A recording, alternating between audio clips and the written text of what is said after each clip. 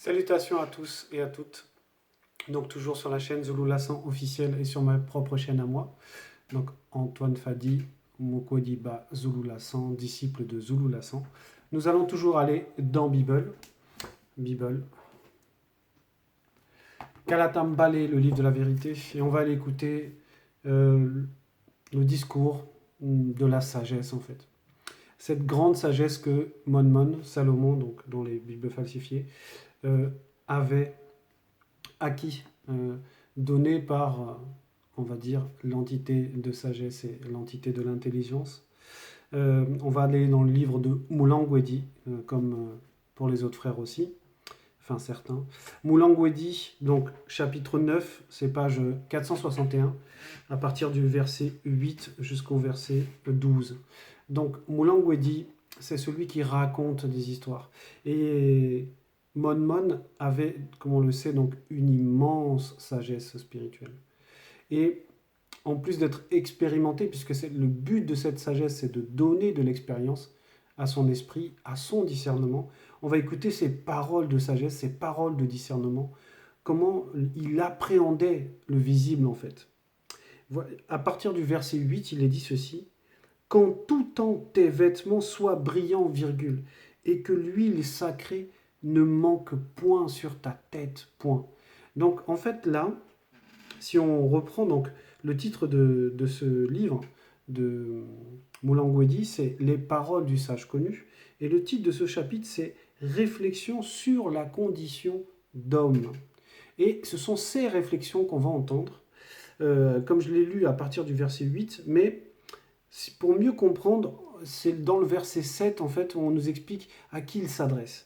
Parce que dans le verset 7, il est dit « Va initier, virgule, mange avec joie ton pain, virgule, et bois gaiement ton bon vin, point virgule. Car dès longtemps, le verbe de l'Oba prend enyenge, c'est-à-dire plaisir, à ce que tu fais. » Et maintenant dans le verset 8, « Qu'en tout temps tes vêtements soient brillants, virgule, et que l'huile sacrée ne manque point sur ta tête. » Point. Et là, ce sont on va dire, deux notions très très fortes dans la spiritualité.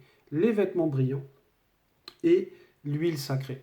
Parce que les vêtements brillants, c'est la symbolique, en fait. Spirituellement, c'est la symbolique de la gloire, les vêtements brillants. C'est, comme on pourrait dire, des vêtements de fête, un peu comme les artistes. C'est souvent chez les artistes d'ailleurs, hein, que les gens portent des vêtements brillants, en fait. Un peu que je me rappelle, plus jeune, il y avait les chaussettes de ce chanteur connu, Michael Jackson. Il y avait son gant, ça brillait en fait. Et il y avait donc dans ce côté, quand on nous précise vêtements brillants, c'est parce que ces vêtements-là vont représenter une forme de gloire spirituellement. Mais là, ici, quand tout temps tes vêtements soient brillants, c'est en gros, ces vêtements, ils vont représenter une conscience de la personne. Les vêtements brillants, ça va représenter celui qui est dans le bonheur. Et c'est aussi celui qui est dans l'opulence, qui est dans le bien-être. Des vêtements brillants. Et ensuite, que l'huile sacrée ne manque point sur ta tête, ça veut dire, ici, l'huile sacrée, ça représente donc l'onction, c'est le fait d'être oint. Et derrière cette onction, c'est la bénédiction, puisque le fait d'être oint, c'est aussi une bénédiction. Donc, quand on dit « et que l'huile sacrée ne manque point sur ta tête », quand il dit cela, il parle dans plusieurs dimensions.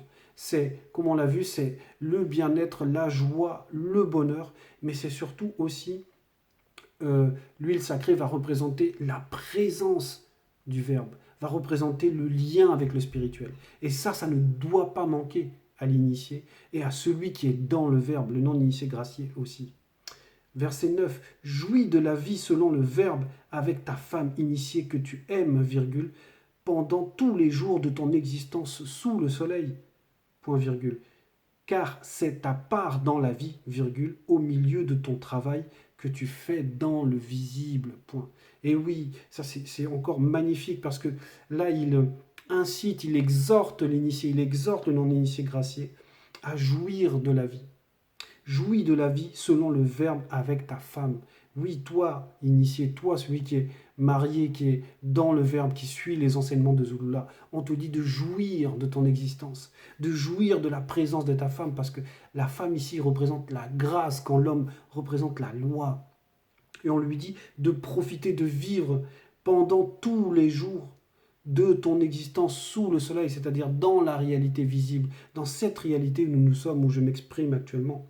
Car c'est ta part dans la vie, virgule, au milieu de ton travail que tu fais dans le visible.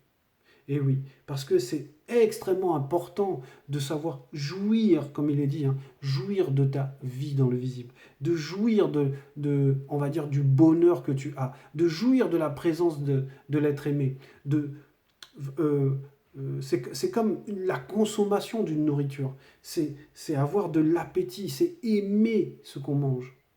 Et cette vie-là apporte à beaucoup de fruits en fait. Et ce sont ces fruits-là, notamment parce qu'il y a la sagesse, ce sont ces fruits-là que l'on consomme en réalité lorsqu'on jouit de l'existence dans le visible. Et il exhortait, Mon exhortait ceux qui allaient lire ce passage, comme nous aujourd'hui, à vivre comme ça, à vivre dans la jouissance. Verset 10, tout ce que tu trouves à faire avec ta force selon le verbe de l'Oba, virgule, fais-le, point. Il n'y a ni œuvre, ni pensée, ni science, ni sagesse pour l'homme, virgule, dans le Mundima Kwedi, séjour des morts. Où va celui qui ne marche point selon le verbe de l'Oba, point.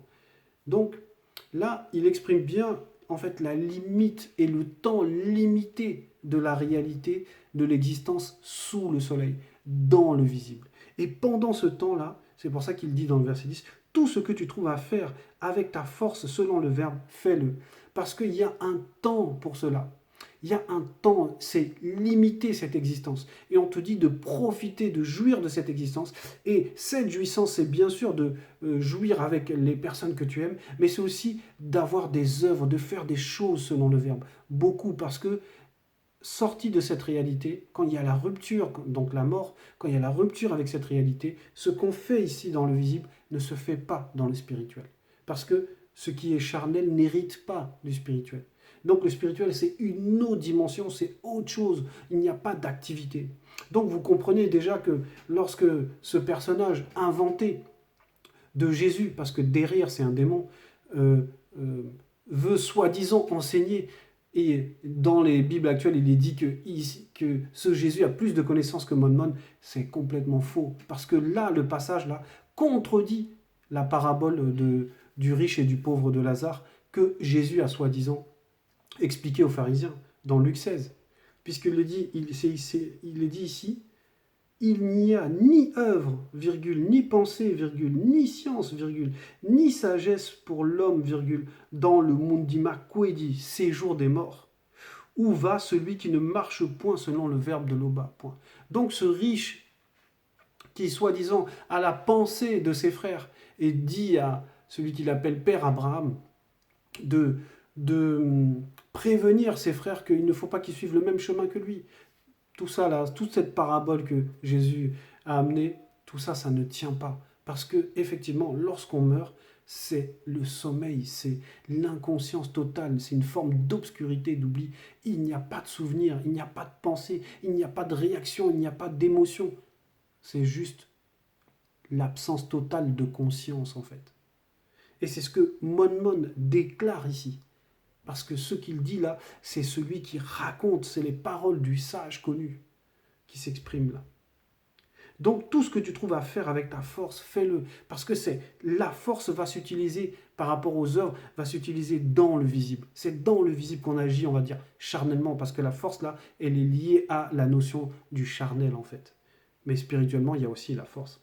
Verset 11. J'ai encore vu dans le visible que la course n'est point aux agiles, virgule, ni la guerre aux vaillants, virgule, ni le pain aux sages, virgule, ni la richesse aux intelligents, virgule, ni la faveur aux savants, point virgule, car tout dépend pour eux du temps et des circonstances, point. Donc il a saisi quelque chose.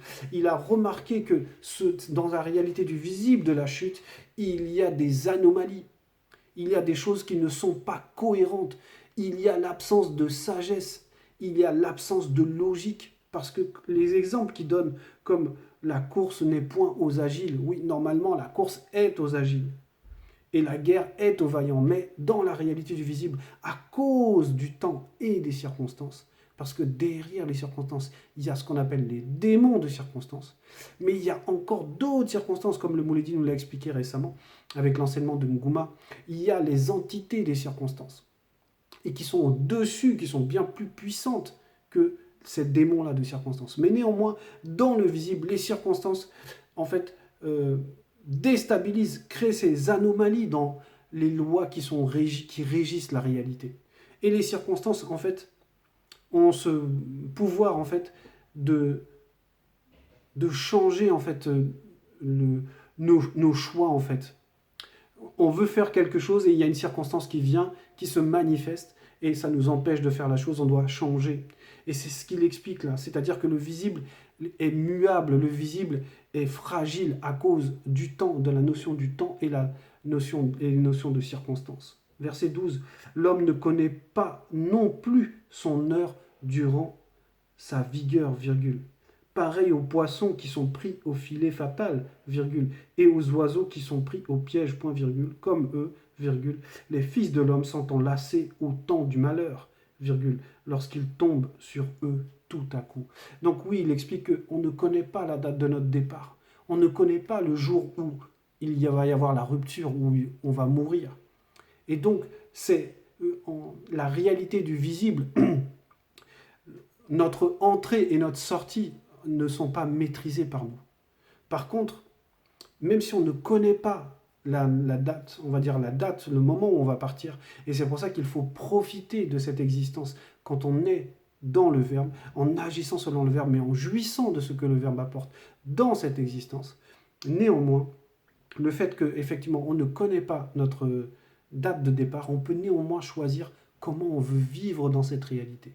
Et c'est ça c'est là-dessus que Mon insistait, sur le fait d'avoir une existence qualitative.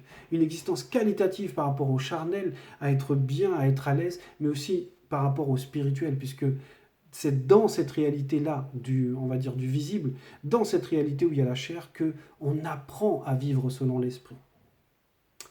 Donc voilà, c'était le message. L'Oba est toujours glorifié.